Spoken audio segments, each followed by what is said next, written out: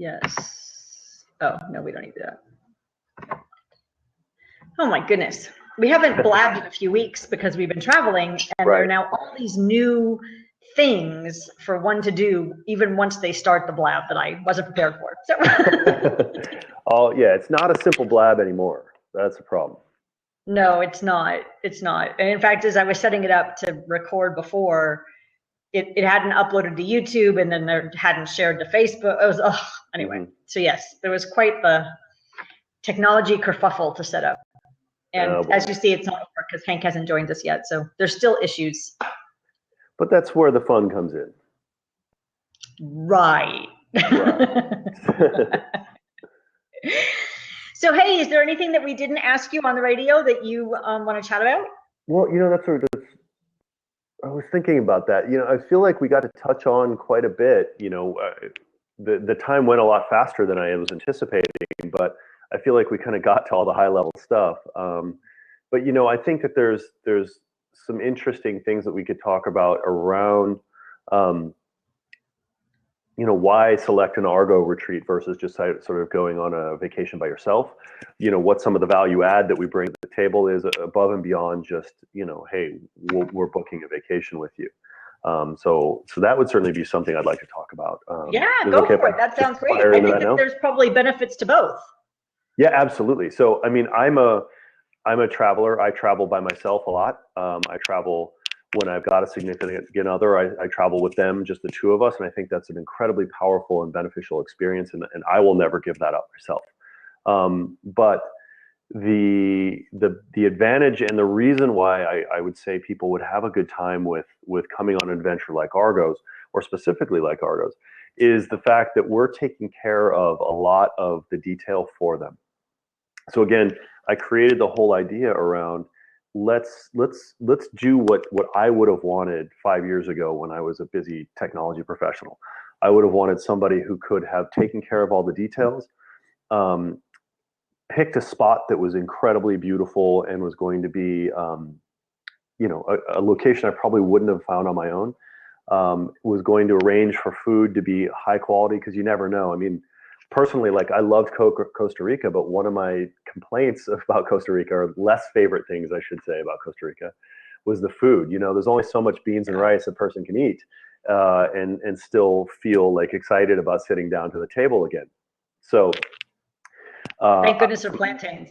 Yeah, exactly, right? Those things were delicious. And for me, more importantly, thank goodness for their version of Tabasco and for the Lisano sauce. Like, those two sauces made everything delicious. So that was kind of nice. But yeah, I'd say that would be the number one value add, would be that we're packaging this up. Doctors kind of have me on a modified paleo, so I have issues. So for me, I'm generally more of a paleo person as well. So all that starch was a bit problematic for me. So one of the things that we're doing is for people like you and I that like to eat in that modified paleo way, that's the type of meal that we're designing. So food is incredibly important to me. Like, I usually travel to countries only if I like their food. And I can imagine eating it for like 2 weeks at a time.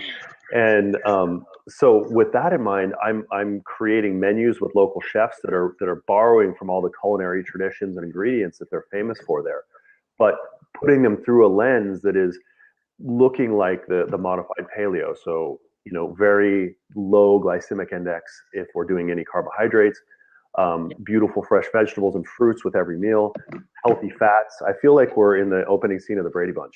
So French toast? Yeah. I guess it does often feel that way. Yes, exactly. So modified. It's modified with waffles is I how love it that. works out. And beans and onions. Like, for example, I'm just going over the menu with our chef for Maui, and super excited about these dishes we're going to be offering people. So that's really one of the value adds. The other one is that, I go through times when I do want to travel and it's more of a singular experience and I kind of want to decompress and be on my own. But like, for me, the best part of like Costa Rica that we did together was being with all of you guys and having that experience of being with like-minded people. Like, I knew walking into the room, we all shared certain values. We all found ourselves in Costa Rica. We all found ourselves on a trip that had the specific content that it did. and that it had the specific angle that it did in terms of the messaging. And so we all knew we were going to have some stuff in common. We may dress a little different. Some of us may be a little younger, some of us may be a little older, but we're all going to share that similar experience. And so for me, that was what was way better than just jumping in a car and going to those two places myself. Yeah, we knew going Absolutely. in that it was going to be an interesting experience. Yeah, it really was. And I knew going in it was going to be interesting. I didn't know going in how much I was going to deeply enjoy it and how much, how powerful the connections really were. And I think that had a lot to do with the intention and the level of intentionality that was brought to every experience. You know, we had people who were all focused on communication for their living and for their life. And so we got right through the bullshit quickly and got to the deep stuff, you know, and I really enjoyed that. So, but anyway. Yeah, there was some bullshit that continued the entire week. Well, of course, bullshit is a fun, natural part, but it wasn't like exclusively bullshit like you get most times. You know, there was bullshitting that was happening, and there was you know, bullshit exchanges, but there wasn't like pure conversations of excrement, which was nice. Yeah. So that was it. So yeah, I mean that's really the reason why somebody would want to come on an Argo adventure. And the other one is like, you know, again, we're curating this experience so that we've selected extremely beautiful locations to go, extremely beautiful and restful resorts and villas to be in, that all have a certain quality level. Like we're looking at 4-star and above typically. So you can get sort of your fancy pants adventure if you like, which is that's fine. That's very much my style. So, and then again, the food piece. I think going for a 2-star or a budget is not where your market is going to be. I don't think your profit would be there. No. I don't think that's where your head would be.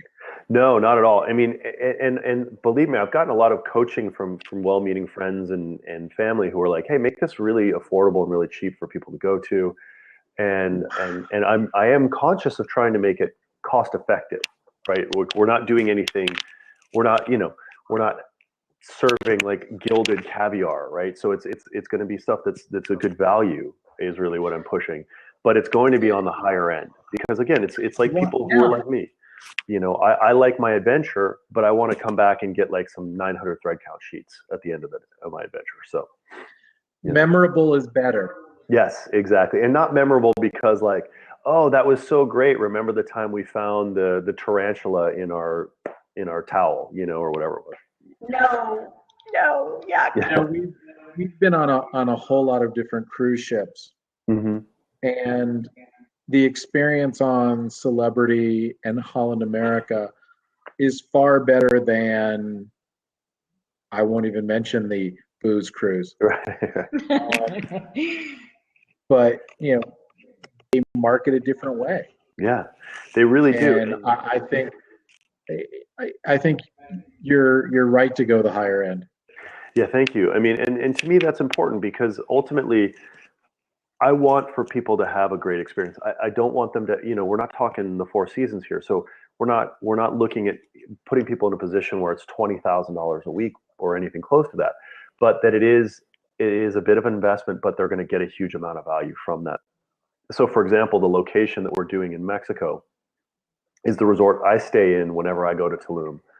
And it's just this incredible place where you're right out there on the beach in a biopreserve. You step out of your room and you're in the sand. It's a very close to nature experience, but you still got a degree of luxury and comfort there that also feels sort of like Robinson Crusoe-ish, right? So you know, it's not like a dialed in and hermetically sealed experience. It's one where you're getting the sound of the wind rustling through, you know, your palapa roof at night, which is really beautiful. And yet you still have really great service and you still have a really great environment to relax into. So that's really important.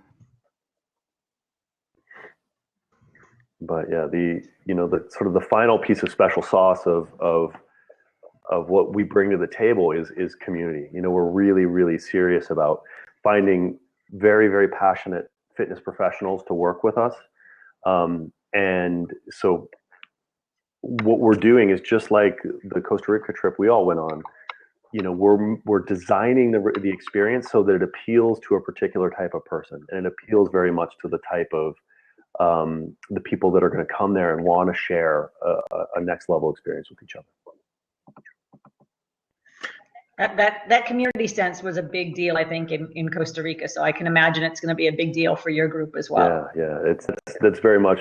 I mean, again, you asked the question on the radio show, Sharon, like, what am I going to incorporate that we just did? I mean, and from some of the practices there, yeah, absolutely, we'll be taking those in, like the angel wash thing for sure, but more around the intentionality of like creating space where people can really connect with each other, and that's so huge and so important. Yeah, absolutely. And having that downtime though for individual space as well, I think, finding that bright balance of being in community and yet being able to step away, it's an interesting balance to try and find. It is, and that's one that I was walking very carefully while we were in Costa Rica too. I was, there was times when I was deeply engaged in everything that was going on, and there were times that I felt like I needed to step away and go recharge and read a book for a minute. So, I found some trashy sci-fi novel and hung out by the pool for a little bit every now and then. And that was good. But giving people space to do that, like there was no one that came over and was kind of pressuring me like, hey, why aren't you doing this, or come do this? There was a very strong group dynamic, but there was also a strong respect from each group member that, hey, somebody needs a break every now and then. And I think we all probably took those breaks. Yeah, I think there were a few examples of some that dropped in and out. Mm-hmm. And I think that was, I'll just say it was disrespectful to the group, but I think taking time to recharge is part of it. And when what you missed, you missed an activity, and it was like, well, it wasn't like you missed one of the sessions were really, really important. Like, to me, that was something I didn't want to miss, and it would have been, even the day that we did 3 sessions, which was, that was a long day. That was a long day. Yeah, and when everybody just wants to be running around outside playing was very difficult. But we got some amazing content and amazing presentations and incredible presenters. And it was really important to me to do my best to be respectful of that and to absorb what I could, even though, like, God bless Donna, but, she handled being in the final position at the end of the day perfectly. She had us like crafting and engaged so that we couldn't just zone out and stare at the ceiling, even though my brain felt like tapioca about to come out of my ears. But, and I think, honestly, if the room had been brighter, it probably would have helped too. There was a definite problem that we had no control over. The room needs to be brighter. Well, and then the other thing that I would take from that too is, if I'm going to do an afternoon session where people have to sit down and be fairly emotionless, I'm probably not going to serve them pizza and pasta. Because that was like taking a tranq dart to the neck for me. Is all that carb load, and I was just about to pass out. So.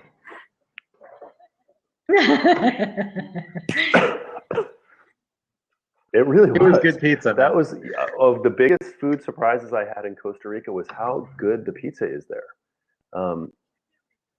Did you see how many pizza restaurants there were? Shocking, and they were great. Like It's like the national food next to beans and rice. Beans, rice, and pizza.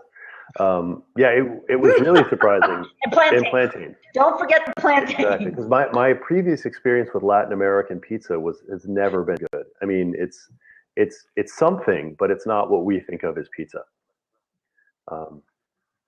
No, this was. I don't think we had a bad meal. No. There was the one rib place or that where the really bad musician but that wasn't a meal issue. That was just that guy's caterwauling issue. Yeah, that was unpleasant.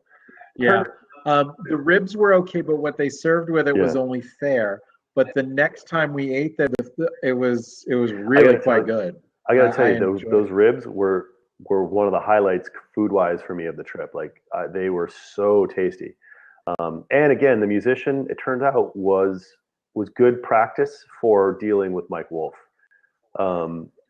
Yeah, so No kidding. it sort of That slightly was- inoculated us to the torture that was to come. Yeah.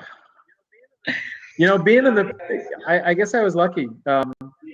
Being car sick the first day and being given the option of sitting up front was Yeah, really it helpful. gave you those precious few feet and inches to keep your eardrums protected. Yeah, I quite often wanted to get on the mic and comment, but I felt myself. I think we all would have preferred if you had commented. So going forward, let's not start with that. It was very difficult, and I had to very much fight my own desire to lead. And I tried to dial back as I could, but because you've got a room full of people like that. That's a really amazing comment there, Hank. And yes, that was something that, the first day I remember thinking like, oh boy, we have got a whole lot of Chiefs here in this room, and it's going to be just a nightmare of everybody battling for supremacy. And I found that it really wasn't that. Like everybody was really gracious and mostly, but I mean, I didn't really feel like there was really anybody who stepped in and was constantly trying to wrestle the reins of power. I felt like I didn't get that. I didn't get that. I guess, if we weren't recording this, I'd well, share. maybe you can send me a note in Facebook IM or something so I can see. But I got to tell you, I've certainly been on some trips with what can only be described as budding megalomaniacs, and there was nothing that approached what I've seen. Oh, got a little visitor there, Hank. Wally. Yeah. Wally. Hey, buddy. Oh, I miss having cats. But I was pretty surprised by that. Now, we did have a lot of big personalities. There's a few people that come to mind that were more personality driven than others. And so there's that, but I didn't really find that there was anybody like trying to force their way on everybody, which was kind of nice.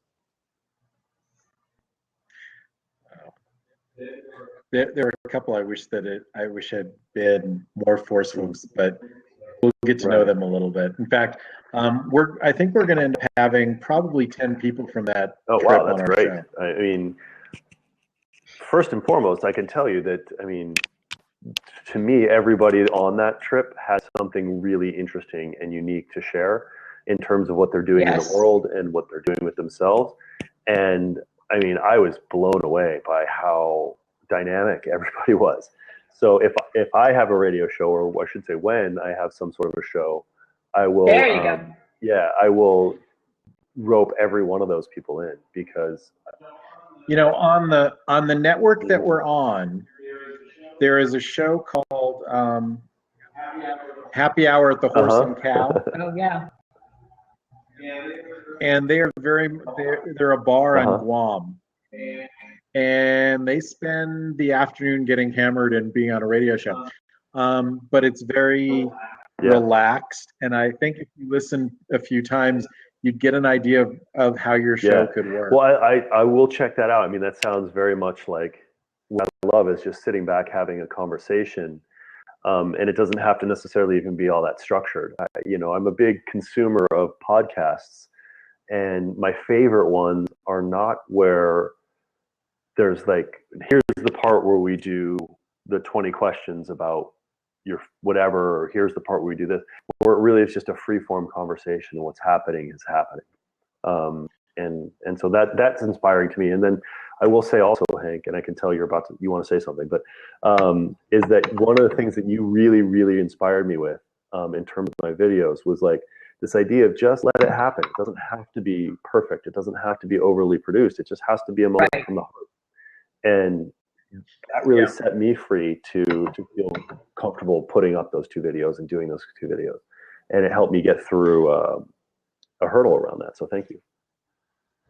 The videos, I look at the videos and the radio show a little bit different, because either Sharon and I usually do, well, we're either doing the videos solo or we're together. It takes us very little time to plan what's going to go in the video. When we have a radio show, we have the unknown, we have the delta, that we have the guest. So having it planned a little more, having questions, or having the roadmap of where I'm taking it is important. Those shows that we do it where it is, again, just Sharon and I, or Sharon and I and Wendy, or where we know the guest really well. Free form is much easier. Yeah. But I can totally see. We're looking at our show next week, and we have about 7 topics. Things like Coca-Cola is changing some of their packaging. And there's a yogurt company that's doing some cool things, and there's all sorts of things we want to talk about. And we're going to try and have Kay Wallace on, who's been on a few times, and she's like a business partner for us. So there's no delta there. We know exactly where we'd go. So we won't need as much of we won't have any pre-done questions. But though we know you, so with the personality was good, I still wanted a roadmap. Yeah, no, and I totally get that. A roadmap is a wonderful thing, but it's more like a framework to work within rather than a rigid structure, right? And I think that you guys, that was perfect. And yeah, because the framework is very helpful. Just coming in with no boundaries is very intimidating, and you probably end up getting some very boring conversations out of that if you're not careful. We've had some. We've had some that. And that's the way it goes. What I did know, I noticed we didn't get to like 3 or 4 of the questions that I would have liked to cover with you. But I tried to put them in order of what is most important. Like, we didn't get to the pricing, but I wanted to get somebody to your website, and it was more important for me to ask, the physical fitness level compared to pricing. Yeah, because the pricing is pretty straightforward. Yeah, but what's more important, for Jason's story, we want to get somebody to the website. What's going to get them there, easier? Yeah, absolutely. And in sort of that marketing hierarchy that you talked about, I think that has primacy, because the price is a black and white thing. They can go to the website and they'll see the price. One of the things that they can't necessarily get, even though we do put this in the site, is talking about what kind of fitness level is needed for this. And so I think that's the kind of thing that is really a better suited fit for this kind of forum. And again, when you take video on this first trip in May, I think that again, people will be able to see, okay, this is the variety of people that were on the trip. Which of those people do I relate? Am I in any of those categories? Yeah, that's a really great point. Yeah, exactly. Like, so, yeah, who is my avatar? Or like, who is it that I feel most closely associated with? And what's interesting is I look at mentally, I'm scanning the images of all the folks that are joining us for this first one in Maui, and it is a bit of a mixed bag, which is exactly what I was hoping for. Because again, it's going to show in these images, we'll have, people in their late 40s, we'll have people in their 20s, we'll have, people of several different levels of fitness. And everybody having a good time together is going to be really important. So, yeah, it's like, let's say if everyone was like Misty Tripoli. Yeah. Yeah. Well, wouldn't be a bad world. Very high energy, Yeah. That would turn that, and you also don't want them all like me. Right. It's having the rainbow is really important. It really is. Yeah, absolutely. And Robert's going to have video from this trip, and it's going to be, holy shit, what a total variety. Yeah, we really had across the board of every single personality type you could imagine. Well, and we had United Nations, so yes, that we did. added to it. Literally. Yeah, literally. I mean, having people like, Fija in from Nigeria for, and like her perspective on things, and Divas from India, and then, a bunch What a of people. cool dude. In He fact, really both was. of them. I loved both of them. I had a really, really good time with both of them. And I had so much admiration for both of them, because I imagine there were moments of me sitting around the table and feeling a little bit like, how to put this, like a little bit apart from the group, right? Like, and like, well, where's my connectivity with these people? And then I would look over at Divas and Fija, and I'm like, wow, they're coming from an entirely different cultural perspective, an entirely different way of being. And they're still in this group, and they're still bravely going forward and not secluding themselves in any way, shape, or form. And, Jacob, although he lives in the US and has for some time, being originally from Taiwan, and yet still being able to just get in there, and everybody was And he really was the youngest member of the group. Yeah, by far. He was 5 years younger than Kate, who was the next youngest. Yeah, exactly. I mean, he was no question, hands down, the mascot of the group in that sense, because he was so much younger. But he held his own in every single respect. Absolutely. And and was not in any way like put off or uncomfortable with being in that situation. And so a lot of respect out to those guys, especially, being in a big group of big personalities is challenging, but you put it through a whole different cultural lens and, different language, man, Yeah. that's impressive stuff. Yeah. Imagine, whatever second language you speak, and going through that event and having it be in that entire language. Wow. Yeah. Wow. I would have taken a lot more personal time, for sure. Yeah. If I was doing that in Spanish, which is the closest thing I have to a second language, I would be exhausted every 30 minutes. Yeah. Truly. But no. So what was it like? I know that you guys were having a lot of fun with all the activities. I mean, you certainly didn't seem to be hurting for enjoyment levels. Like, what was the thing that really stood out in your minds? For what was it on that trip that really grabbed you the most? I mean, activity wise, I think the ATV riding, because we hadn't done it before. Yeah, that was fun. We had been ziplining before. We've done the rafting, but the ATV was something new. Mm-hmm. So that was cool. But the ziplining was great. Yeah, the ziplining was great too. I would do ziplining and the ATVing again. Yeah, me too. The ATVing was the first time for me as well, and seriously, wow. Yeah, it was. It was really fun though. I liked it. You looked like you had been born on them. Well, yeah. I have ridden motorcycles and stuff in the past, but thank you. I'm glad it didn't. It looked smoother than it felt, but it was really fun. I'm glad he stuck a camera in your hand. Yes, that was definitely like give the obnoxious kid a pacifier situation. Exactly. It worked perfectly. It gave me an outlet for my rambunctiousness. Yeah. There was no battery in it at all. Like, no. It wasn't really videoing.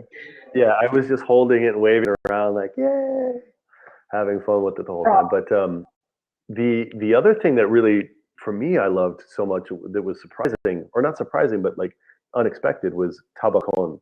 The hot springs that we went to that one night. That for me was just. I mean, I know that you guys, there was some skin diving that had to happen there. Jesus. They almost had to drain the entire hot springs, but other than that, it's a river. You can't do it. Right. Exactly. Yeah. So, it was damn. A bit of angst. Yeah, it was. I imagine. I mean, I don't wear glasses any longer. I had the LASIK done back in '98. It was like the best money I've ever spent, hands down, in my entire life. But I can only imagine what it would be like to lose your glasses and not be able to see for a significant portion of the trip. Yeah. But aside from that experience was really, really, really amazing for me. I would go back to Tabacon any day. It was definitely nice. I think I would have liked to see it in the daylight. Mm-hmm. Yeah, me too. I was thinking the same thing of how great it would be to come out first thing in the morning, like right out of bed. And Yes, just go climb around in there, absolutely. look at all that stuff. It would have been That would be so cool. Yeah. We'd have to stay in that hotel that was like at the top. Exactly right. And I actually did look into that. It is not inexpensive, but it seems like it would be worth it for a night, or at least. How much is it? I think it was, when we were there, it was like 400 something a night was the least expensive room, but that does include food, I believe. So it was like, Right. they had that whole buffet thing that we enjoyed, and it includes access to the pool. So we were there for just dinner and like the evening access, and it was like what, $50 a person. So I guess if you think about it that way, it's really not that bad. And we got that rate because there was 20 of us. Exactly right. So if we just walked in off the street, it may have been closer to 100. Doing the math, that is a very profitable little business. Yes, it is. Yes, it is. I mean, as far as the Tabacon piece goes, I don't know. I mean, I was trying to get a sense of how much of that was just natural that they found and how much of that they augmented. I think they certainly did a lot of construction there, but man, but it's been there a long time. So yeah, it's been there a long time. I was figuring that the expenses of production are not the main cost now. Mm-hmm. It's just like most every other business, upkeep and employees and food. Yeah, exactly. And there were a couple of hundred people there at least while we were there. Yeah, and that was in the afternoon. Yeah, and it never felt crowded, even with all that many people. Exactly. Right? So they could fit a ton of during people the day. During the day, there's probably 300 people there. Mm-hmm. Again, doing the 300, even at 50 to $100 a piece. The numbers add up fast. Yeah, they do. Yeah, they do. It was a great surprise, and should the property ever go up for sale, I will contact you guys and we can discuss purchasing it, because clearly it's a business model. We do want to have a better eyeglass retrievals process, but other than that, I think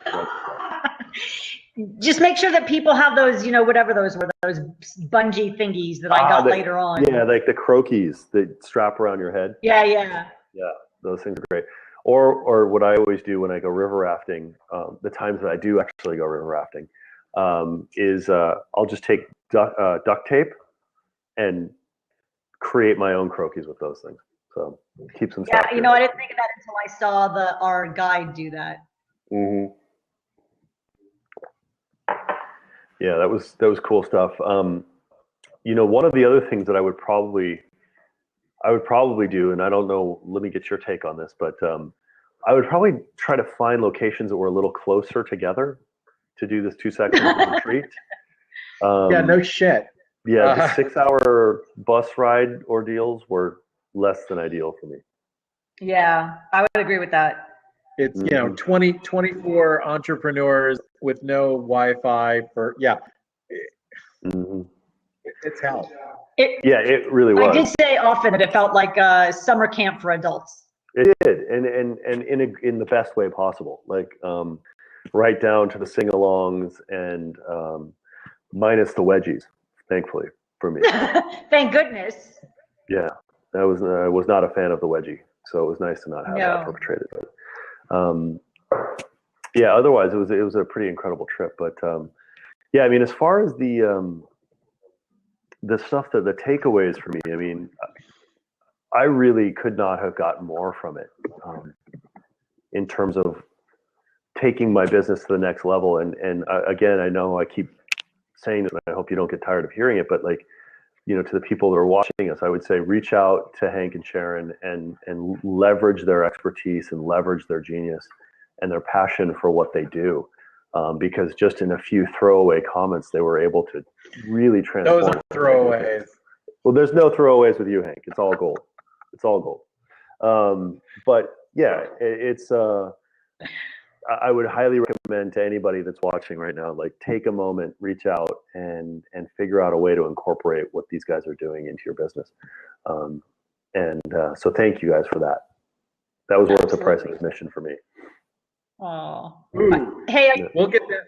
Tell you what, you can give us a video testimonial and say exactly that. I was on the Live Your list and it was da da da da.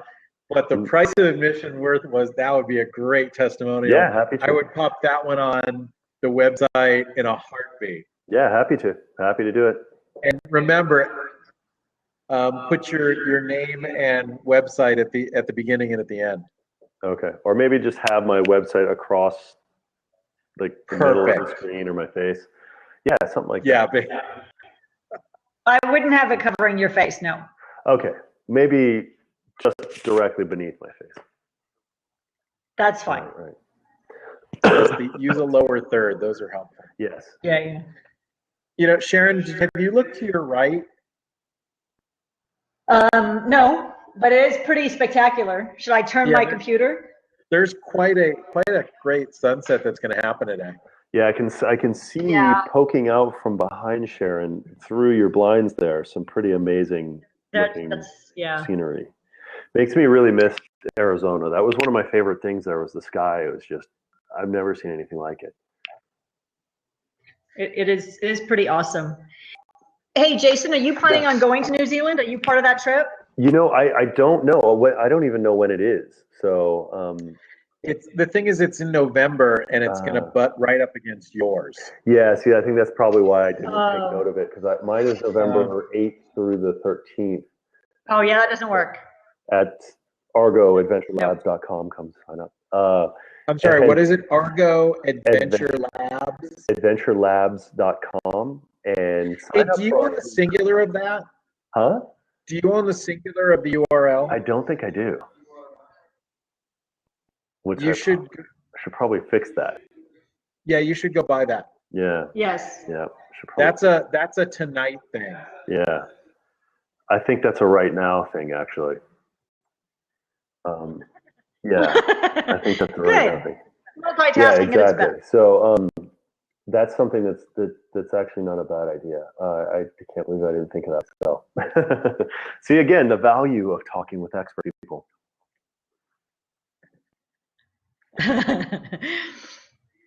The story I always tell is that our corporation is called Promotionally Minded, because that was the first name. Mm-hmm. And I would have people introduce me to somebody else and say, "Oh, this is Hank. He owns Professionally Minded." Mm-hmm. And I'd say, "Don't you mean promotionally minded?" And they'd say, "That's what I said." It's like, right, $30,000 a year to market my business, and they don't have it right. So instead of fighting it, I bought Professionally Minded and just forwarded it. There you go. Exactly right. Yeah. Exactly. Screw it. I'm not going to fight it. Just, Yeah. It's sort of like the thing, like my name is Jason, but people usually will hear, a lot of times will hear Justin. And like, I've learned it. I'm fine with either one. I don't really care. Oh. But like, yeah, if you have that adjacent website, you may as well just forward the traffic. Because if the mind is naturally going to make that mistake and make that translation, why fight it? I always say I answer anything close. Yeah. So are you guys planning to go to New Zealand, or what's your thinking there? That's our current thinking. We haven't actually pulled the trigger yet. We have a few things to settle out first. Right. Now, would you guys be going as experts? That's our goal. Yeah. Whatever. He's not calling it quite the same thing, but whatever their leadership role is. Gotcha. Yeah. Yeah, it sounds super fun. I mean, I've always wanted to go to New Zealand, and it would be great to go see Rebecca, of course, on her home turf. And they all speak English. Yeah, exactly. Although that's less we're fun. Going to be the English. We're going to be the English-speaking guides. Yeah. Right on. Yeah, well, I'm pretty excited for that. I mean, one of the other great things that came out of that experience was, as we talked about on the radio show, there was so much kind of communication and connection made, personally and professionally.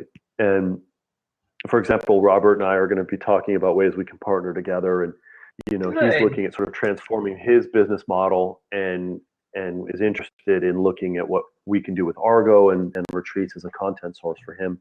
And I'm obviously very interested in that. So yeah, it's a pretty cool thing. Again, anybody listening, find a way to get on one of those trips, or one of my trips, or any trip, or a Sedona marketing retreat, or all. Or all of them. Yeah. Just spend your time on the road. Yeah, exactly. Well, that's why we have a laptop business, right? Yeah, exactly right. We just need internet connection, which this trip was sadly lacking. It was a little bit, but I have to say, the silver lining there was that it forced us all to throw our phones down in frustration and actually go hang out together, in times that I probably would have gotten lost in finding busy work to do for myself. Now, that's not to say there wasn't a lot of valuable work that needed to get done, but since it was happening, the silver lining was to look for the connection with people.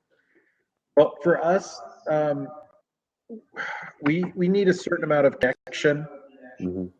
because we always have clients that have questions, and that's part of the service we give. So it's imperative that we be able to check in. And even if we're able to check in at the beginning and the end of the day, we can forget about the middle. Mm-hmm. But it's really important that we be able to get on when we have that little window. Yeah, absolutely. And when you can't get on, it's extremely frustrating. yeah, it was. It really was for me too. And I didn't have. I mean, I was fortunate. I didn't have anything pressing that needed it, so I was just irritated by it. I could see where for you guys with a much more mature business and hands-on in terms of how you interact with your clients on a day-to-day basis, that could have been really frustrating. Very. I wrote a whole bunch of promotional product business while we were there. Mm-hmm. That's great. I had clients emailing and needing stuff. So, and I'll say probably about 10 orders of different stuff. Wow, that's great. Well, it has to be dealt with and has to be done. But without connectivity, it's like, oh God, none of it was emergency stuff. Most of my best clients that are wait till the last minute folk, they got an email way in advance saying, look, I'm out of the country this period of time, think ahead a little bit. Yeah. And it doesn't always work out. Yeah, but that's also a really good way to be proactive in your business, like reaching out to people and saying, hey, by the way, we're going to be gone for this period, and is there anything we can do for you now? I think that transforms how you communicate with your customers, less in a customer way and more as a partner way too, So I'm sure they really appreciated you having you do that. And some of it really is, it's a reason to contact clients, mm-hmm. But it is showing some service. Yeah, absolutely. You want to reach out to clients, and yeah, it's like a great way. The week you get back from your event in Hawaii, mm-hmm. You're going to have 2 or 3 articles about Hawaii or about fitness that you happen to come across as when you came back, even though you're going to have them ready to go before you send them out, before you get back, mm-hmm. or before you even go. And it's going to be the follow-ups that you send out. Yeah. And it's important that you do have that follow-up thing going on with the clients. Yeah, I really have gotten that message loud and clear, that it's like about keeping a cadence, a cadence of touch and of interest, that's going, so they don't forget about us, and because everyone's life is really busy, we've got a lot going on, and there's a lot of competing messages out there for us, and it comes down to, how can I keep my message front and center without being irritating. So making it valuable. Like I content. could think of exactly right.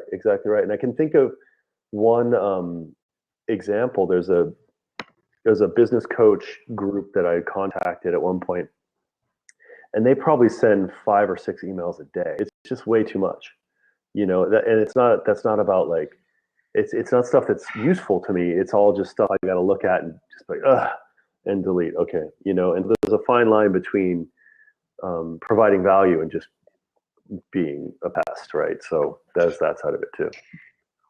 You just got to be consistent. That's the main thing. Yes, exactly. Be consistent. Consistently a pest is fine, because there's some people that probably like getting that many emails, right? And so those weirdos need to get what they need to. So be consistent. Well, like I think we said this, that usually the sale gets made, in that 8th to 12th touch point, and most of us give up after the 3 strikes we're out. And then we wonder, well, why aren't we making enough sales? Well, there haven't been enough touch points yet. That's actually, thank you for that's one of the things that I really took away from your presentation on the trip was that it's going to take like 12 touches really before you get somebody completely on board, and we lose sight of that. And and I'm a person who spent 19 years in outside sales. I know how often I have to stay top of mind, person to person, just to win business. And yet, for some reason, in my mind, whenever I thought about marketing, that shifted, and it seems like, oh yeah, you just put a couple things up on Facebook or Instagram, and it'll take care of itself. No, it's not the case at all. If anything, you have to touch more and be more consistent and more valuable with your touches.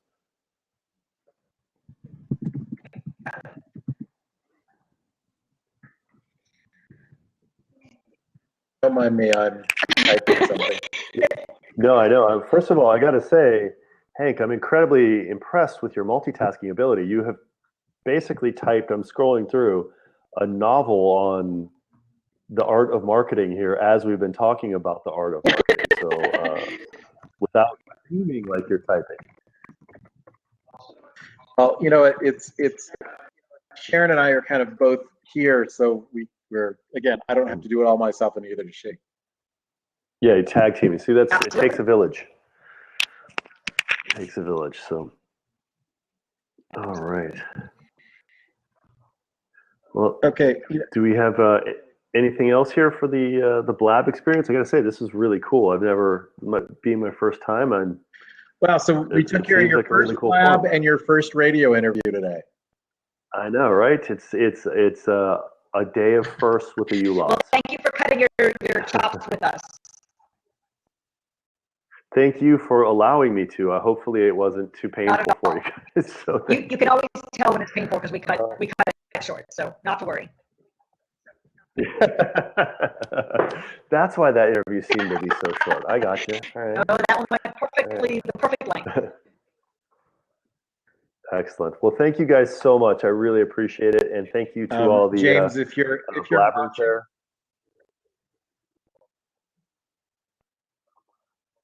Wait, what was that? Yeah. By the way, James, the project we're putting together is called This Website at underconstruction.com. It's where we're going to bring people that need websites together with web developers that have been pre-screened, so that they're only based, and it's based in the USA only. Well, so many times when we do marketing plans for people, they need a website, and we don't build them. We just quarterback them. Yeah. So we wanted to be able to put them together with really great developers. So we pre-screen them. So that website's being built. That's such a great service. The last part of it is we have to put some forms together, and it'll go on soon. Well, speaking as a small business owner, I think that's a great idea. I say thank you for Hank. Yeah, I mean, I went. Yeah, well, both of you, whoever's doing it. Because so, that's a real James, service. connect with me on Facebook. And he's there. Best place to find me is there. Yeah, because it's and I'll get you the information. yeah, it's a confusing process to try to, especially as a person who's Cool. not used I to think Jason working with got designers. kicked out because of a connection. Actually, it says it's you, honey. Really? But It's me? yeah, Yeah, I'm still here. I can give you props. Oh, Who does well, props it to just Jason? says why don't we, it just says there's a connection issue, but that's okay. You seem to still be able to chat, even though it's not on the site. okay.